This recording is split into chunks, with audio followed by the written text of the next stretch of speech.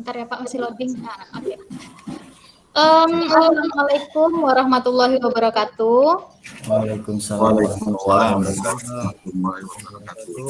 Selamat datang Bapak-Bapak. Pada hari ini kita mengikuti pelatihan mengenai literasi digital.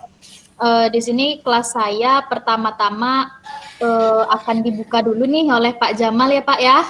Oh iya Bu. Boleh Pak, dibuka dulu Pak kelas kita Pak. Oke, bismillahirrahmanirrahim. Assalamualaikum warahmatullahi wabarakatuh. Waalaikumsalam warahmatullahi wabarakatuh. Selamat siang Bapak Ibu semuanya. Salam sejahtera untuk kita semua. Kami ucapkan terima kasih dan selamat datang kepada Bapak Ibu semua dalam ruang pembelajaran ini. Dalam pertemuan kali ini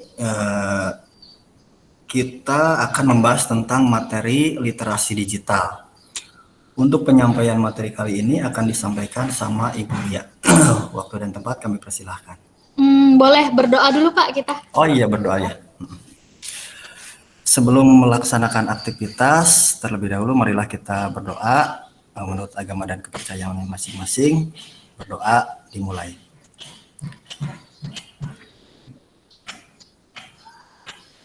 Berdoa selesai. Oke, terima kasih. Saya kembalikan lagi ke Ibu Ria. Ya, terima kasih banyak Pak Jamal yang telah membuka pelajaran kita pada hari ini. Semoga kita semua dalam kondisi sehat dan siap dalam menerima materi yang akan saya sampaikan pada hari ini. Ya, Bapak-Bapak ya.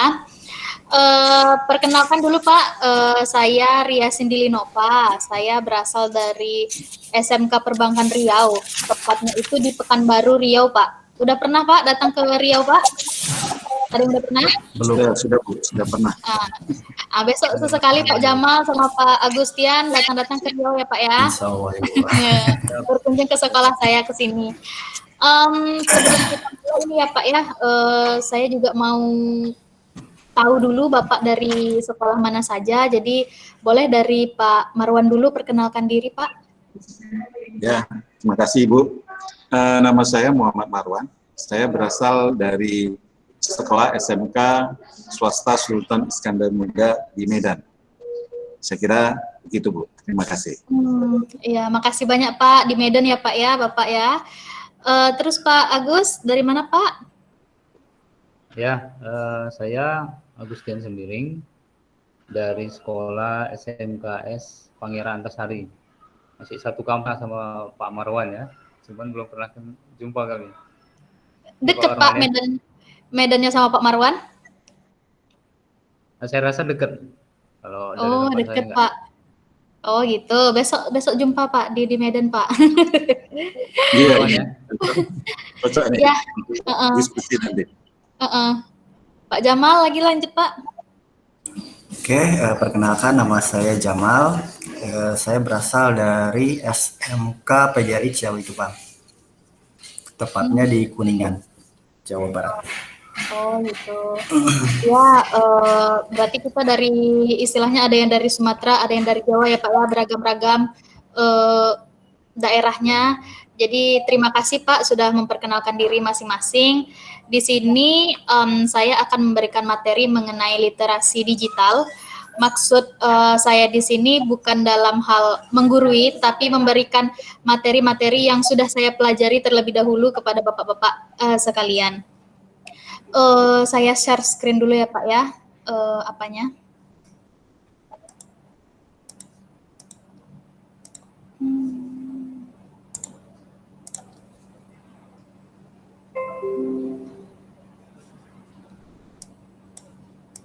Kelihatan ya Pak ya? Kelihatan Bu. Oke. Ya, kelihatan. Oke, jadi di sini materi yang akan saya sampaikan itu ada 4. Yang pertama literasi digital. Jadi sebenarnya apa itu literasi digital? Lalu yang kedua materinya adalah komponen perangkat TIK. Jadi komponen-komponen yang ada di TIK itu nanti akan dijelaskan juga. Terus selanjutnya itu adalah e-learning. Aplikasi apa saja yang selama ini Bapak gunakan dalam e-learning di sekolah masing-masing. Terus materi yang terakhir itu mengenai email belajar ID dan aplikasi rumah belajar. Jadi bagaimana cara instalasi rumah belajar dan bagaimana memverifikasi email belajar ID. Oke, selanjutnya itu saya akan mengajukan pertanyaan. Ada 3 pertanyaan nih ya Pak ya. Yang pertama itu menurut Bapak, apa sebenarnya literasi itu Pak? Ada yang bisa? Boleh saya menjawab, Bu? Oke, boleh Pak. Kepada Pak Marwan dipersilahkan. Literasi itu kalau menurut saya dan juga yang saya dapat dari referensi, itu adalah kemampuan membaca dan kemampuan menulis. Meliputi angka juga, Bu, ya, perhitungan-perhitungan termasuk juga dalam literasi. Terima kasih, Bu. Oh, betul Pak, betul sekali. Terima kasih Pak Marwan yang sudah menjawab. Jadi literasi itu adalah singkatnya itu membaca. Jadi kemampuan seseorang dalam membaca sebuah informasi baik itu secara digital maupun secara offline gitu ya Pak ya. Lalu ada pertanyaan kedua, itu aplikasi apa yang biasa digunakan untuk pembelajaran daring Pak di sekolah Bapak masing-masing? Ada yang mau memberikan pengalamannya Pak? Aplikasi apa yang biasa dipakai Pak? Saya coba Bu. Oke. Aplikasi yang biasa saya gunakan itu salah satunya Google Classroom. Di sana tempat saya untuk mengupload atau misalnya mengasih bahan-bahan materi. Nanti si siswa atau si peserta didik itu suruh membaca terlebih dahulu. Habis itu kita diskusikan lewat Google Meet. Oh gitu. Oh berarti tetap pemberian materinya melalui Google Classroom dan nanti di pas video conference-nya menggunakan Google Meet gitu ya Pak ya? Iya. Oke. Ada yang lain Pak? Agus, gimana Pak? Aplikasi apa Pak yang biasa sering digunakan? Oh nggak ada ya, terputus mungkin Pak Agusnya. Selanjutnya ini Pak. Lebih suka pembelajaran dengan aplikasi belajar saja atau dibarengi dengan video conference?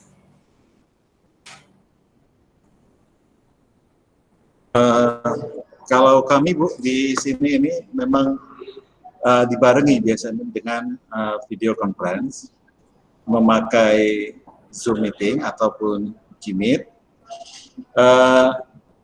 Tapi ini bukan artinya ada terjadwal biasanya, ada terjadwal karena kita juga mengingat begitu banyak pelajaran siswa, kemudian itu kan siswa kadang-kadang terkendala juga dengan kuota. Jadi ini ada jadwal yang sudah ditetapkan oleh sekolah. Terima kasih, Pak. Oh gitu, berarti dijadwalkan ya Pak ya, seperti kayak KBM juga Pak jadwalnya? Bukan, Bu. Misalnya minggu 1 kelas ini daring, dalam bentuk video conference, minggu berikutnya untuk mata pelajaran saya tidak terganti dengan guru yang lain. Dan diusahakan juga persentase Zoom itu artinya tidak setiap hari di siswa untuk menghemat kuota, Bu. Jadi itu nanti dibarengi dengan aplikasi belajar lain seperti Edmodo, kemudian juga aplikasi-aplikasi lainnya yang mendukung pembelajaran termasuk WhatsApp. Oh gitu. Oke Pak, makasih Pak Marwan yang sudah menjawab pertanyaan dari saya, Pak Jamal juga, Pak Agustian juga. Lalu kita akan masuk ke materi. Materinya yang pertama itu, di sini saya akan menjelaskan mengenai literasi digital. Jadi apa sih sebenarnya literasi digital? Jadi literasi digital itu adalah kemampuan menggunakan teknologi informasi dan komunikasi atau TIK untuk menemukan, mengevaluasi, memanfaatkan, membuat, dan mengkomunikasikan konten atau informasi dengan kecakapan kognitif maupun teknikal. Jadi itu adalah kemampuan literasi. Namun memang terkadang tidak semua anak yang kita temui itu mampu untuk melakukan literasi digital. Banyak terkadang hambatan-hambatan di dalam pembelajaran yang kita telah memberikan instruksi yang sangat benar nih, udah jelas instruksinya, tetapi masih ada juga anak yang belum paham dengan instruksi-instruksi tersebut, dan itu menjadi dilema ya Pak ya bagi kita semua dalam situasi daring seperti ini ya Pak ya. Lalu selanjutnya yaitu komponen perangkat TIK. Jadi di sini komponen-komponen perangkat TIK itu pertama ada hardware, ada software, ada brainware. Jadi kalau hardware itu input, output, sama pemproses. Jadi kalau hardware itu ya kayak komputer ya Pak ya, kayak keyboard, kayak speaker, terus komputer sistem-sistem yang di dalamnya gitu ya Pak ya, output atau pemproses kayak hard disk gitu ya Pak ya. Terus kalau software itu adalah aplikasi dan sistem operasi. Jadi kayak software-software yang biasanya kita gunakan dalam pembelajaran, terus aplikasi-aplikasi apa saja juga yang kita gunakan di dalam pembelajaran. Di sini saya ingin bertanya kepada Pak Jamal, software yang sering digunakan di dalam pembelajaran Bapak, dalam kadang kan kita ada juga tuh ngasih-ngasih video ya kan Pak ya, ngedit video. Biasanya Bapak gunain aplikasi apa Pak? Biasanya untuk edit-edit video itu kita biasanya menggunakan Premiere. Oh, Premiere ya Pak ya. Jadi berarti secara tidak langsung software itu kita sudah mengerti ya Pak ya, jenisnya apa-apa saja. Ya. Lalu selanjutnya brainware. Jadi brainware itu pengguna. Pengguna itu adalah kita sendiri yang menggunakan aplikasi-aplikasi tersebut ataupun hardware yang udah kita gunakan itu adalah kita sendiri. Jadi pembelajaran selanjutnya yaitu mengenai e-learning. Di sini adalah aplikasi-aplikasi e-learning yang ada pada saat ini, ada Edmodo, ada Google Classroom, ada Moodle, ada Psychology gitu kan. Kalau misalkan Pak Marwan nih sering gunain Edmodo ya Pak ya? Ya Bu, sebenarnya kita juga bervariasi, cuma di sekolah ini memang rujukan utamanya itu adalah Edmodo. Oh begitu. Dan menurut Bapak kelebihan dari Google Classroom apa Pak?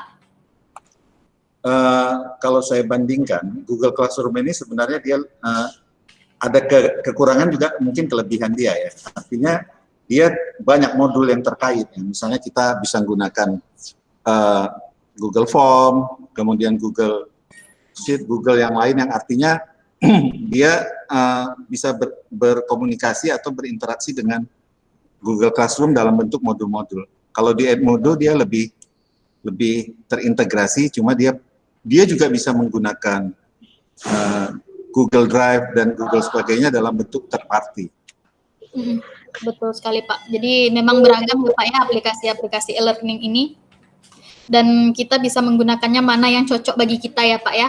Bisa Google Classroom, bisa Edmodo, bisa Moodle, bisa Psychology gitu. Kalau saya di sekolah biasanya sering menggunakan Google Classroom karena kami juga Gmail kami itu udah diverifikasi sama Google. Jadi udah tidak terbatas Gmailnya gitu.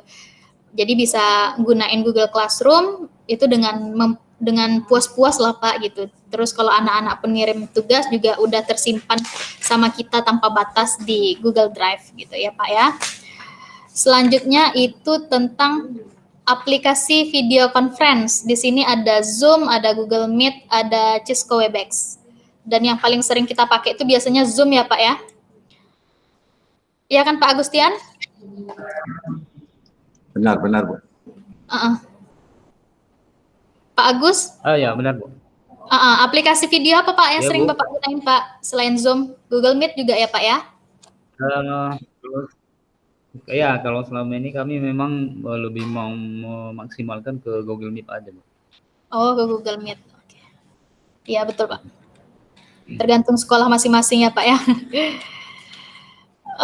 Selanjutnya ini kita masuk lagi ya Pak ya, masuk ke email belajar.id dan aplikasi rumah belajar.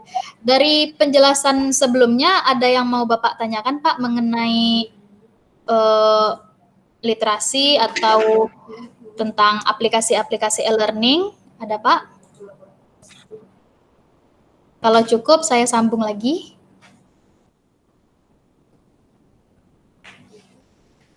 Oke, saya sambung ya Pak ya. Sekarang kita masuk ke email belajar.id dan aplikasi rumah belajar.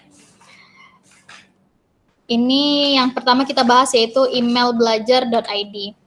Jadi, seperti Pak Marwan tadi dan bapak-bapak yang lain sudah mendapatkan email dari operator masing-masing yang biasanya nama kita terus @gurusmk.belajar.id. Ada Pak?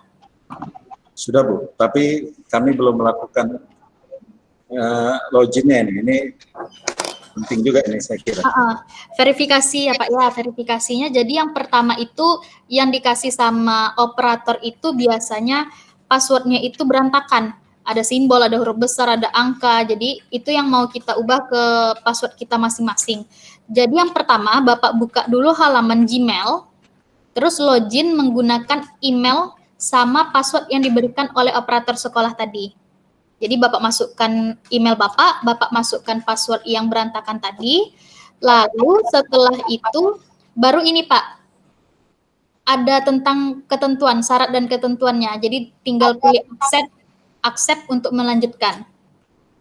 Nah, setelah kita masuk dari Google tadi, terus kita masuk ke dalam syarat dan ketentuan, baru kita langsung pilih accept aja. Setelah itu, baru ke sini dia Pak nanti, keganti password jadinya, ke halaman yang ini. Kurang besar ya Pak ya. Nih, ke alamat ini, nanti ganti password agar mudah diingat untuk login selanjutnya Pak. Kan itu tadi passwordnya kan berantakan ya Pak ya, ada yang huruf besar, huruf kecil, terus simbol, angka, jadi kita ganti ke password yang biasanya kita pakai atau yang menurut Bapak mudah diingat. Seperti itu. Lalu selanjutnya baru nanti tampilan Gmail, email belajar ID-nya berhasil diverifikasi. Jadi seperti itu langkah verifikasi emailnya Pak. Setelah dari pembelajaran ini bisa langsung dicoba untuk memverifikasi, tetapi kemarin saya ada dengar dari operator sekolah batas terakhir verifikasi 30 Juni kemarin ini. Tapi saya nggak tahu lagi apakah setelah ini bisa diverifikasi lagi atau tidak. Nah, itu bisa silahkan dicoba ya Pak ya, yang sudah mendapatkan email belajar ID-nya. Gitu sih Pak. Ada yang mau ditanyakan Pak dari email belajar ID ini?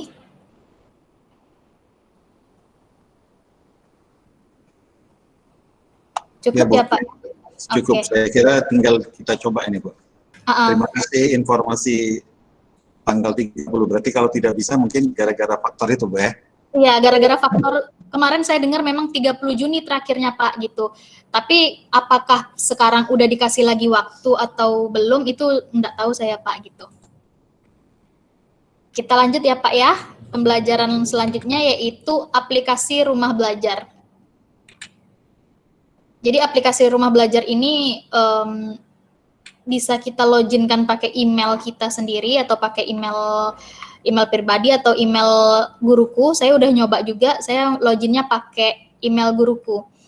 Jadi ada kayak ini dia Pak, kayak apa namanya? Kayak modul-modul, ada sumber belajar, ada laboratorium maya, itu isinya Pak. Kalau tentang rumah belajar ID ini, ada bank soal, kelas digital, buku sekolah elektronik. Nah, jadi cara mendownloadnya seperti kita mendownload aplikasi biasa. Pertama kita buka Play Store terlebih dahulu, lalu kita install, proses install, lalu tampilan awalnya akan seperti ini. Setelah itu kita next-kan, lalu nanti akan seperti ini tampilan berandanya Pak, rumah belajar. Jadi ada sumber belajar, ada laboratorium maya, ada bank soal, ada kelas digital, seperti itu Pak. Kalau di rumah belajar.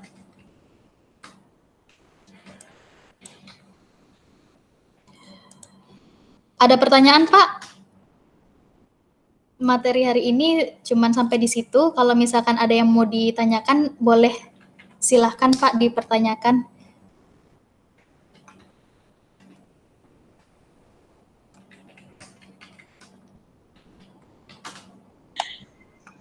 Saya kira kalau yang untuk yang ini cukup jelas ya Bu, cukup jelas. Jadi di literasi digital ini ada satu pertanyaan Bu yang mau saya tanyakan. Iya Pak. Apakah Wikipedia itu termasuk literasi, sebuah literasi Bu? Tidak. Terima kasih Bu. Terima kasih Pak. Di sini saya akan bantu jawab mengenai Bapak bertanya tentang Wikipedia ya Pak ya. Kalau Wikipedia itu sebagai literasi bahan belajar atau bahan baca itu bisa. Tetapi kalau misalkan Bapak membuat itu sebagai landasan untuk karya ilmiah, yang biasanya kita buat sebagai dasar-dasar teori atau dasar informasinya, nggak bisa, Pak. Jadi hanya sebagai literasi saja, sebagai bahan bacaan, tetapi tidak sebagai landasan untuk karya ilmiah yang daftar, karena biasanya di Wikipedia itu bisa kita edit informasinya, Pak. Jadi takutnya ada berita-berita yang atau ada informasi yang telah diedit oleh masyarakat maya, Pak, seperti itu. Ya Bu, saya kira pun seperti itu, karena memang di Wikipedia ini kita bisa masukkan pendapat-pendapat kita ya. Tapi sebagai literasi memang sebenarnya saya kira sudah cukup kuat, tetapi memang mungkin di karya ilmiah dia tidak dapat dimasuki. Oke Bu, terima kasih. Iya, sama-sama Pak. Ada yang lain Pak pertanyaannya, Pak Jamal, Pak Agustian? Saya kira cukup Bu, ini sudah diterangkan dengan jelas langkah-langkah untuk masuk ke ruang belajarnya juga, sudah diterangkan, tinggal ngikutin langkah-langkahnya aja mungkin. Oke, kalau memang sudah cukup, saya hanya ingin menambahkan sedikit Pak, kalau di dalam literasi digital, kalau selama daring ini memang rata-rata kita melakukan literasi digital ya Pak ya. Saya stop sharing dulu sebentar ya Pak ya. Di dalam di dalam daring ini kita rata-rata menggunakan literasi digital, dan anak-anak pun sudah mulai terbiasa dalam waktu 1,5 tahun menggunakan e-learning, aplikasi-aplikasi LMS yang ada pada saat ini. Cuman kekurangan pada saat literasi digital ini, yang pertama adalah jaringan terkadang yang tidak mencakup semua anak. Terkadang ada anak yang di pelosok, dia tidak dapat internet, jadi kadang sering tidak melakukan pembelajaran karena kendala internet tersebut. Lalu ada juga yang terkadang tidak punya alat praktek ketika kita menyuruhnya untuk praktek di rumah. Ketika kita menyuruh untuk buat foto ini atau buat desain ini, banyak anak-anak yang terkendala karena nggak ada ininya Bu, nggak ada laptop, nggak ada kamera. Ujung-ujungnya juga HP juga jadinya yang menjadi alat untuk praktek. Tapi itu adalah pengalihan alat yang memang betul-betul bisa kita gunakan, karena kan di handphone banyak aplikasi-aplikasi pengeditan, aplikasi desain ataupun aplikasi foto yang bisa digunakan. Dan banyak juga anak-anak yang terkadang di dalam literasi digital ini banyak yang tidak paham, kadang hanya asal absen, ya kan Pak? Itu permasalahan yang sering terjadi. Kayak misalkan hadir Bu, hadir, tapi dia tidak membaca materi. Itu sih sebenarnya yang banyak kendala di zaman pandemi sekarang ya Pak ya. Ada pertanyaan lagi Pak atau ada tanggapan yang lain?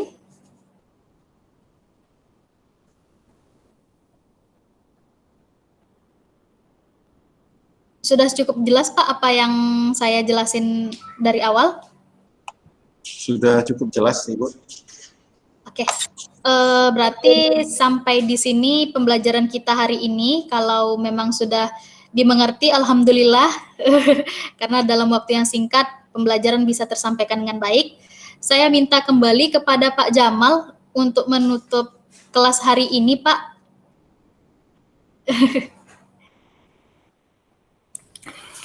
Oke, baik, sekalian. Maaf, Ibu Bapak. Ya, tidak apa-apa. Oke, mungkin sekian pembelajaran dari Ibu Ria. Terima kasih sudah mengikuti pembelajaran hari ini. Semoga bermanfaat dan ditutup dengan bacaan alhamdulillah. Alhamdulillah. Terima kasih banyak. Ditutup dengan assalamualaikum warahmatullahi wabarakatuh. Waalaikumsalam warahmatullahi wabarakatuh. Makasih Pak Jamal, makasih Pak Marwan, makasih Pak Agustian. Ya, saya tutup ya Pak ya. Assalamualaikum. Waalaikumsalam. Waalaikumsalam.